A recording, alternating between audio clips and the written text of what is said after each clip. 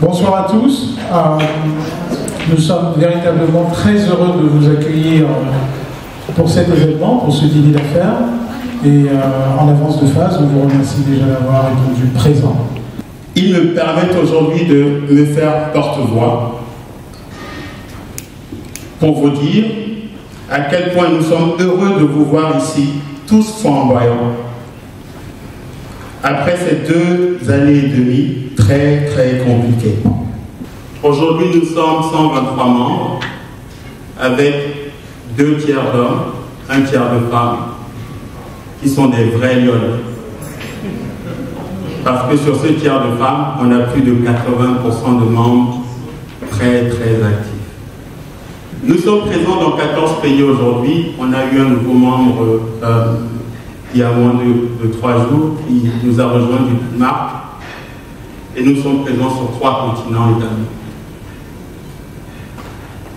Nos valeurs, quelles sont-elles? On en a 5 principales. Je dirais l'entraide, l'excellence, le respect. Le respect, je vais préciser, c'est le respect envers les autres membres, mais également le respect de l'institution.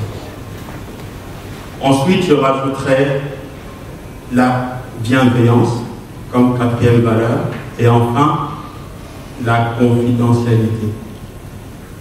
Notre mission en 2 mots, agir ensemble. On pourrait remplacer agir par construire. On pourrait également remplacer agir par bâtir.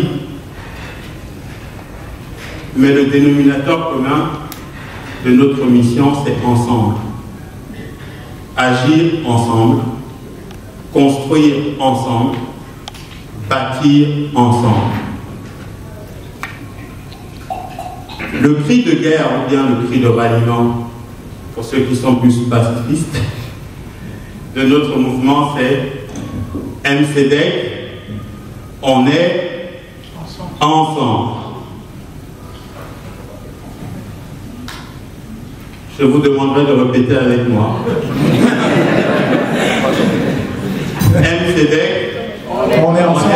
ensemble. Notre vision, en fait, elle est très simple. Elle réside sur le fait que nous bâtissons aujourd'hui un réseau d'excellence, un réseau international, capable de fédérer l'ensemble des professionnels de la diaspora camerounaise, mais également capable d'être un trait d'union entre notre pays, le Cameroun, et le monde entier.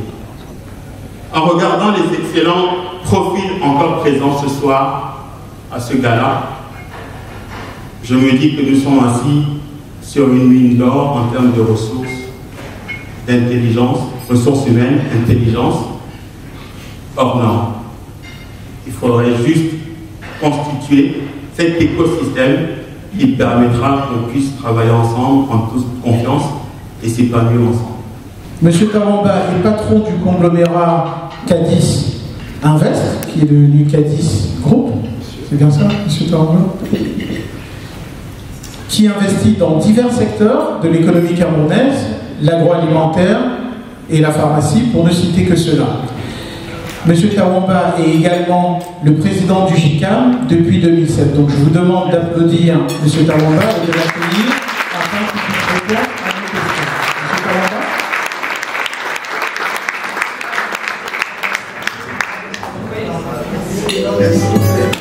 La seule chose qui différencie, vous avez des pays d'Asie qui ont eu la force de dire les modèles européens, nous n'en voulons pas. Nous voulons partir de notre modèle, en fonction de notre culture, en fonction de nos forces. On ne peut pas être dans une course des programmes d'ajustement, des réformes, des modèles économiques qui sont taillés sur mesure et croire qu'on peut aller vite. Ce n'est pas vrai. Nous avons besoin, nous, de nous bâtir notre économie avec notre culture, avec nos capacités, avec nos spécificités. Il est impossible de croire, autant on était au même niveau. Sinon, ils étaient même moins que nous. La différence, c'est notre capacité. L'image, le Cameroun que nous voulons, c'est celui, vous savez la dernière image là, c'est l'image des lieux indomptables. Ah oui, c'est ça, non, là. C'est l'image des lieux indomptables. Vous savez ce qui la spécificité des lieux indomptables? Je vois beaucoup de gens sont passionnés. Quand le lion doit jouer, non, il faut qu'on gagne. C'est nous qui sommes les meilleurs. Pourtant, on a un entraîneur qui a eu un AVC il n'y a pas très longtemps. Si j'ai bien montré, mais il dit qu'il n'a pas toutes les capacités. On a des joueurs qui sont comme ils sont, mais à chaque fois, lorsque les lions doivent jouer, on a ce chauvinisme. Le chauvinisme associe le nationalisme, le patriotisme et une volonté indéfinie de gagner. C'est ça que le chef d'entreprise doit avoir. Le business, c'est un chauvin. C'est quelqu'un qui, face à la difficulté, avance. Face à l'épreuve.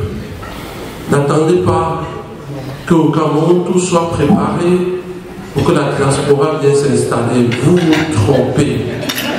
Personne ne vous serait en retard. Personne ne va vous dérouler le tapis rouge. Ce n'est pas vrai. Personne. Le train est en marche. Jumpez. Il faut monter. Et il n'y a pas de bon conseil. Le bon conseil, c'est d'abord vous. N'ayez pas peur. Ce n'est pas quelqu'un qui va vous chercher le business. Ce n'est pas quelqu'un qui va vous donner la zone là où vous allez investir. J'entends souvent, mais est-ce que vous pouvez nous dire où est-ce qu'on peut investir? Tout est à faire. L'agriculture, l'industrie, le numérique, le Cameroun, la position du Cameroun aujourd'hui fait que on est le poumon de la zone CEPAC. On a frontière avec le Nigeria, 1000 km. Moi, le Nigeria, je ne prends pas comme un obstacle, au contraire. C'est une opportunité. Et puis, je vous dis honnêtement, le Cameroun a cette chance-là d'avoir des entrepreneurs, c'est dans le sang.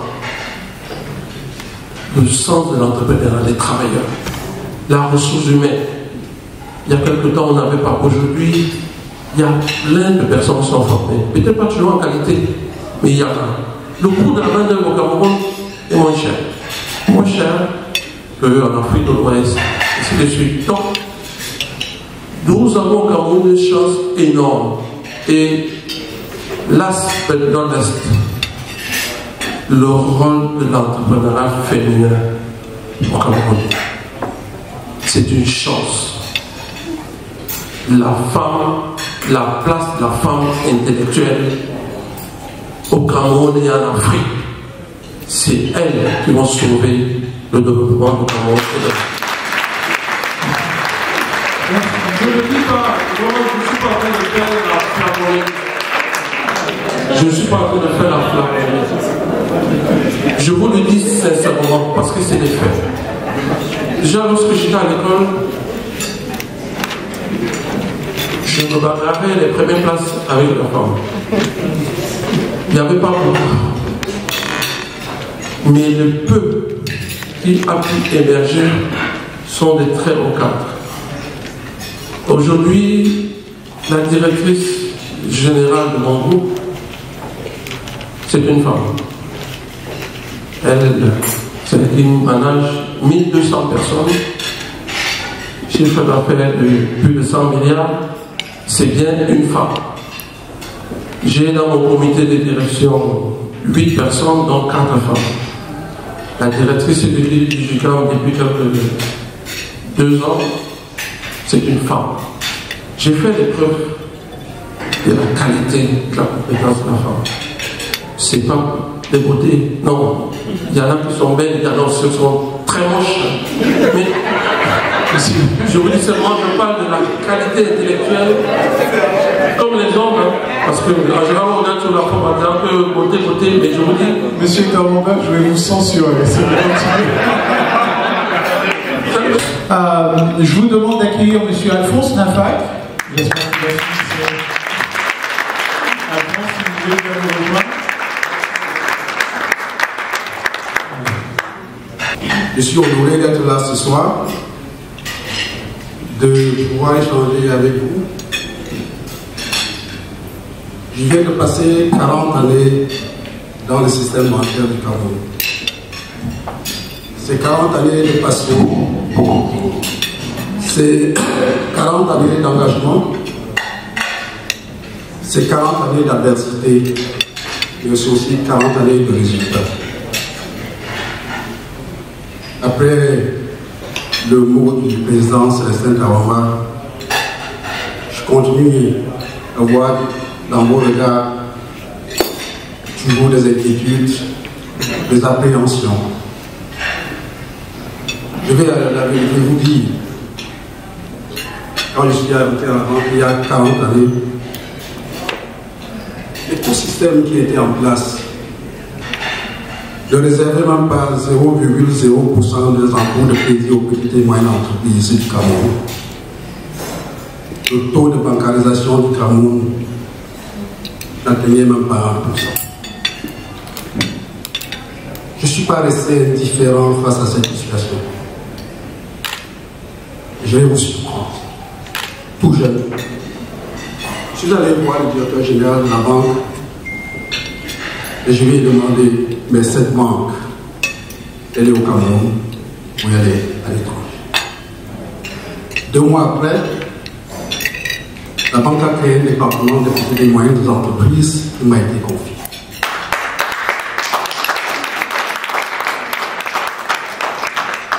J'ai réorganisé ce département. Et avant de réorganiser, le directeur général m'a donné une délégation de pouvoir et il m'a donné un exercice. L'un des exercices les plus compliqués de ma carrière. Alors que la psychose des financements des petites et moyennes entreprises pesait sur la tête de toutes les banques, il m'a demandé tous les mois de lui justifier non pas les crédits accordés, mais les crédits refusés. Imaginez un environnement où l'octroi des crédits est complexe. Un directeur général vous demande de justifier pourquoi vous avez refusé un crédit à une PME. Tous les mois, j'ai fait le reporting. J'ai commencé donc à travailler sur les petites et moyennes entreprises, l'amélioration de l'écosystème de notre pays. Je vous raconte cette histoire parce que vous êtes l'orgueil, à mon sens, de notre pays. Et toutes les transformations qui vont venir, ce sont des transformations liées au leadership transformationnel de chacun d'entre eux. C'est à chacun de s'engager. C'est à chacun de prendre ses responsabilités. Je continue mon histoire. 2 années après, ce dirigeant a quitté la banque. J'ai rejoint un groupe. Parce que ce groupe bancaire créé par le docteur Fokam, il avait une vision qui répondait à mes aspirations. Donc quand je l'ai rejoint, le taux de bancarisation du pays dans les années 1994 n'atteignait même pas 2%. Le financement de notre économie, du socle essentiel de notre pays, cette PME dont on parle tant, n'atteignait même pas 4%. Ce que nous avions fait, c'est innover en regardant le marché. Quelles sont les exigences, quelles sont les attentes. Ce sont ces questions-là que vous devez vous poser quand vous voulez investir. Les besoins du marché, les exigences du marché. Et alors que ces besoins étaient clairement identifiés, tout ce que nous avions fait, c'est de mettre des nouveaux produits d'épargne et de financement à la disposition des Camerounais. Produits d'épargne, je ne vais pas encore les citer ici, c'est à tel point que 20 ans après, nous étions déjà 3e banque de notre pays. On a parlé beaucoup d'innovation, etc. Donc on est vraiment en plein dedans. Et notre boulot, c'est d'être ce que j'appelle en fait un mouton à 5 pattes. C'est-à-dire que nous, on identifie, en tout cas j'identifie, les points mous technologiques sur lesquels on va donc bâtir notre innovation. Alors, tous les concepts sur lesquels nous travaillons sont des concepts brevetés. On n'a pas de produits sur étagère. Donc, on équipe les trains. Si vous prenez le TER, on équipe les trains sur les applications de refroidissement moteur, rhéostat de freinage. Donc, je fabrique des ventilateurs silencieux en région parisienne. Nous avons des unités de production. Et voilà, donc on a déjà plus de 2000 ventilateurs qui équipent les trains en France, en Espagne et en Italie pour Alstom. Voilà. Donc si vous prenez le train, vous penserez à nous. Nous sommes très présents dans l'opéra et aujourd'hui nous sommes devenus une entité, avec Africa Lyrics Opéra, une entité incontournable dans le domaine de l'opéra en France. Parce que notre ambition, c'est de mettre les Africains dans les opéras. C'est vraiment mon combat. Parce qu'on a des talents absolument incroyables. Le dernier concours international des voix d'opéra que nous avons organisé à Paris, il y a eu le 2e prix et le 3e prix étaient camerounais. Les Camerounais sont incroyables. Et en matière d'opéra, croyez-moi, ils sont parmi les meilleurs. Donc, mon combat aujourd'hui, c'est de leur permettre de pouvoir travailler, d'avoir des contrats dans les maisons d'opéra à Paris, en France, de manière générale. Et donc, cette année, j'ai eu le bonheur de faire venir 2 jeunes Camerounais en France qui commencent leurs études au conservatoire de Perpignan en classe de chant d'opéra. Voilà.